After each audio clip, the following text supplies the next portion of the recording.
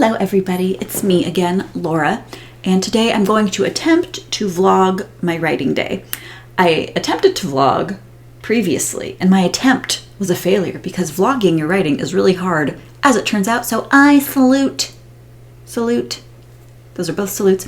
I salute those of you who are good at it. I'm trying to learn. Challenges include me forgetting to record me talking about writing, so it's me talking about me going to talk about writing. Like, I don't actually explain things.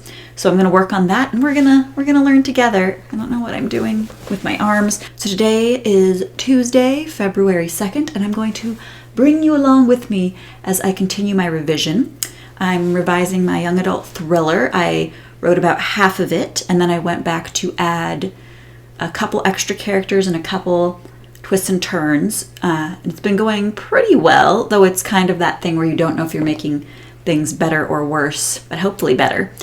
And so I'm about 100 pages into my 168 page revision, and from the old version, say like where I was at page 90, it is now like page 101 or 2, so I've added like 10 pages so far overall, and I'm worried it's slowing down the pacing, but maybe not. And I think it's adding to the story because I'm developing the characters a bit. I'm adding characters, so adding pages is to be expected. So I'm going to continue working through the revision, and I have critique partners / beta readers who are giving me notes on past pages. So during my downtime, when I want to break from the actual editing and revising of moving forward, I go back to where they're reading until, if that makes sense. It probably doesn't. Another thing that's challenging about vlogging is explaining and talking about writing. But I'm gonna jump on in, and then I'm gonna take my dog for a walk. So yeah, let's get to typing and such.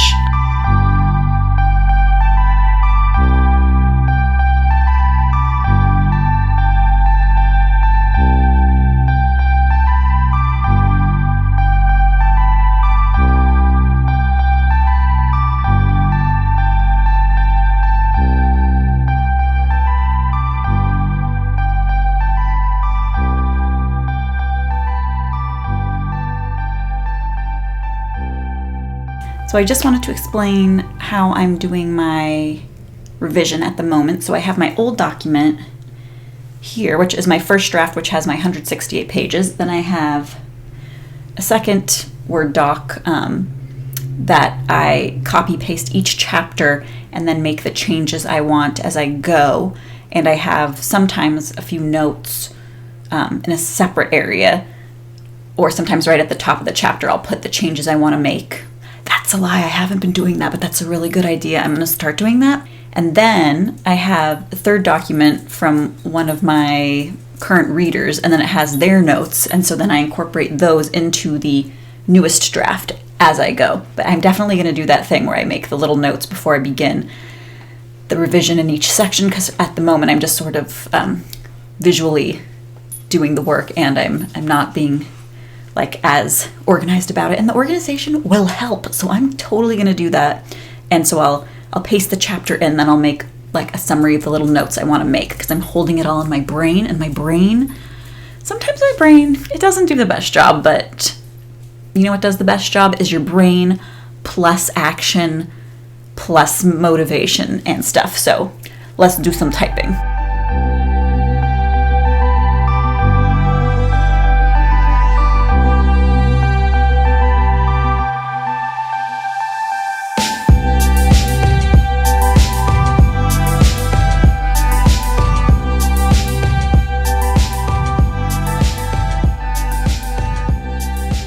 Okay, so I had already done half that chapter the other day, so I just wrapped up the little changes to it, and it didn't need a lot of changes overall. So now I've gone to my original draft, I've copied the next chapter, and I've pasted it into the newest draft document, and so now I'm going to take my own advice and take a few minutes to read it over and outline the changes instead of reading it over and then just diving on in. And I think this is setting myself up for success. And when you should set yourself up for success. That's all. Yeah, That's all there is to that. To let that do it. Set yourself up for success. Okay, so let's do some outlining.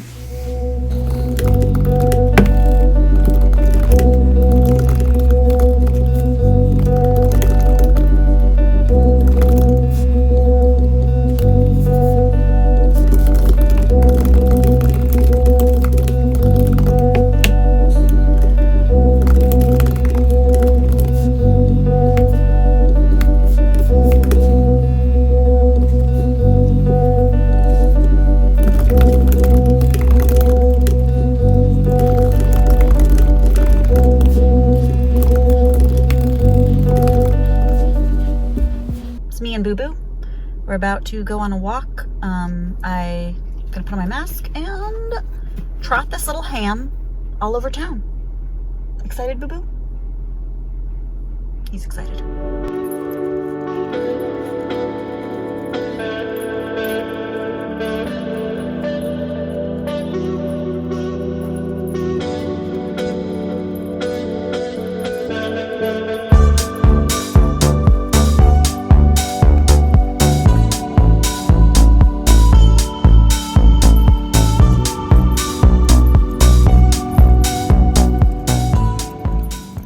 So Boo Boo and I had our walk. I injured myself on the tripod. I'm going to have a little lunch and then get back to writing. Oops. Hi, Boo Boo. Boo Boo doesn't really like being on camera, but I'm going to make him because he's a star. He's a ham and a star.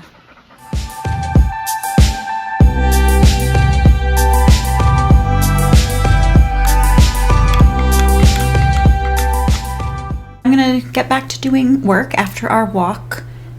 Boo Boo, my pooch, had a little nap. I had a little lunch. And now we're ready to dive back on in. So I have a water that I'm not gonna drink because I don't like water, but I should drink more water. And I have my coffee in this Cinderella mug. That was my noisy sip. I think my eyes have been darting all over because I didn't know where the lens was, but I'm learning. I'm living, I'm laughing, I'm loving. And now we're going to do that thing I mentioned where we outline the beginning of the next chapter and then we do it. I should light the candle. Okay. Ugh. Not setting any fires. Let's get to typing and I'm going to remember where the lens is with my future vlogging. Let's do it.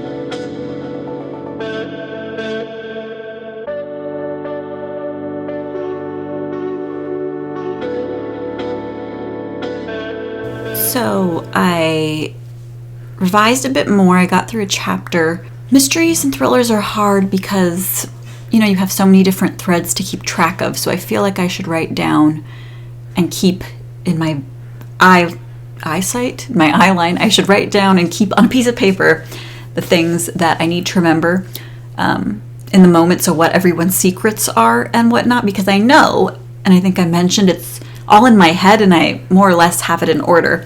But when you're writing a large cast of characters, since this is sort of one of those ensemble mystery casts like your Clue type film where you have a lot of characters, or Knives Out where you have many characters, you got to keep all those lines untangled. I mean, you got to tangle them for the reader, but you have to keep them untangled in your mind, or you have to remember what's going where and when and who's doing what and when you're revealing stuff.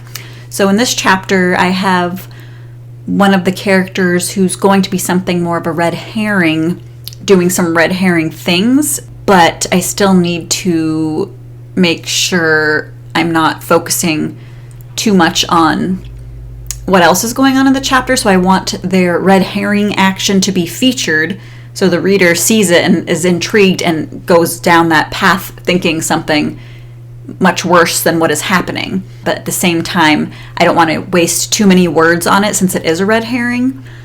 And then I'm wondering if I have too many red herrings, but I don't think I do.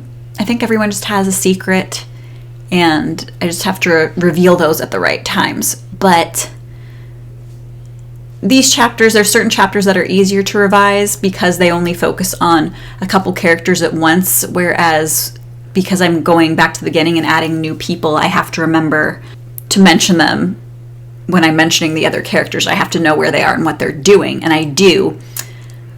So I just have to make sure that's expressed in the pages, because, you know, sometimes when you're deep in revision or writing and you know things and there's maybe backstory or plots that you're pretty sure, like you thought, like everyone must know this because I know this, but then you realize you didn't write it into the story or you didn't hint at it strongly enough.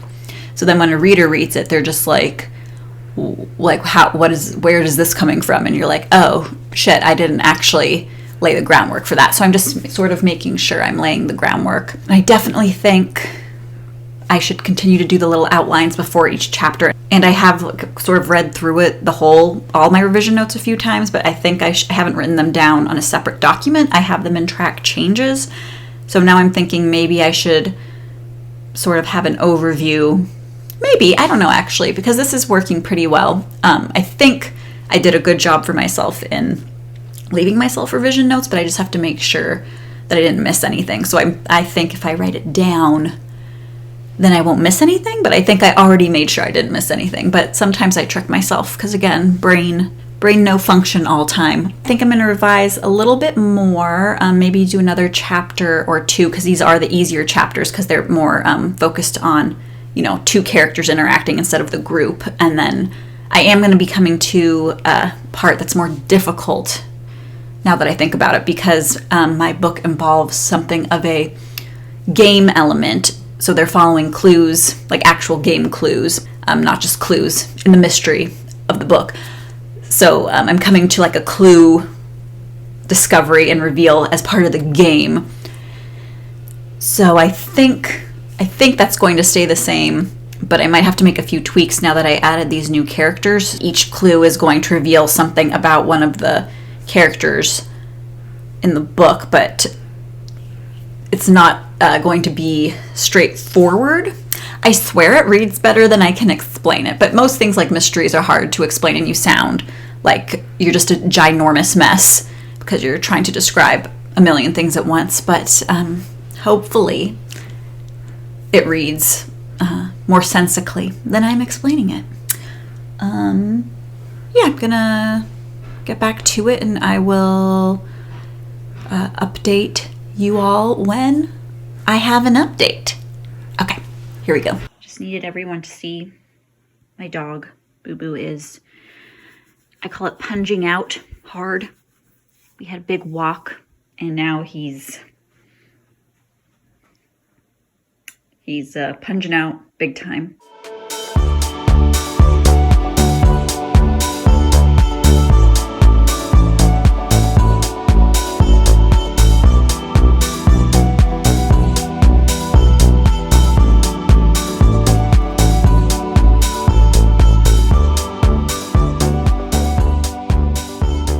So I did a little more revising, looking over the next chapter, making some changes, and then I got distracted and started watching other people's writing vlogs and pretended that was productive procrastination. But I'm gonna finish this chapter, and so I'm like on page 103 in the old draft out of 164, and that's now page 120.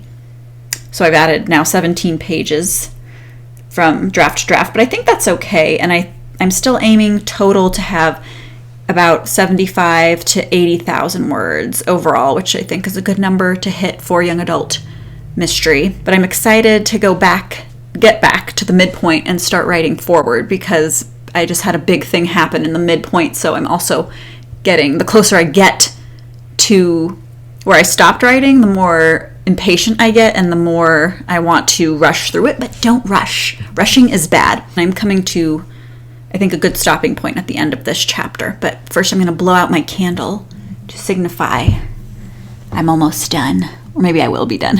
Probably. Spooky. Oh, I didn't even finish the candle. I failed. success. Hello everybody. So I totally did not wrap up my vlog yesterday evening because I totally didn't do any more writing because I didn't feel like it because I ate dinner and then I had dessert, and dessert was a bunch of Girl Scout cookies I ordered and they finally arrived, so I ate a lot of those and then I got very sleepy. And I didn't do the writing when I was sleepy because you shouldn't write sleepy. I mean, you could do whatever you want. I did, however, do a lot of work yesterday, so I just wanted to wrap up the vlog. I'm about to do a little more revising, but yesterday I think I got about 20 pages, 25 pages, I think something like that, which is pretty good. So I have about 40 more pages until my midpoint to revise, I believe, maybe a little less. So I might do another vlog once I'm getting close to the end of that, or maybe I'll just wait and do a drafting vlog once I start drafting again. And I love drafting. I much prefer drafting to revising. It's way more fun. It's faster. You can see progress being made, whereas with revision you see progress, but it's slower, not as satisfying. At least not for me, but maybe one day it will be. So that is all. I hope my first writing vlog went okay. I'll see when I edit this, but hopefully it was entertaining. Maybe you wrote along to it. Maybe you just wanted to see what a disaster I am, and that's cool too. But I will see you soon with another video about writing or reading or something fun like that.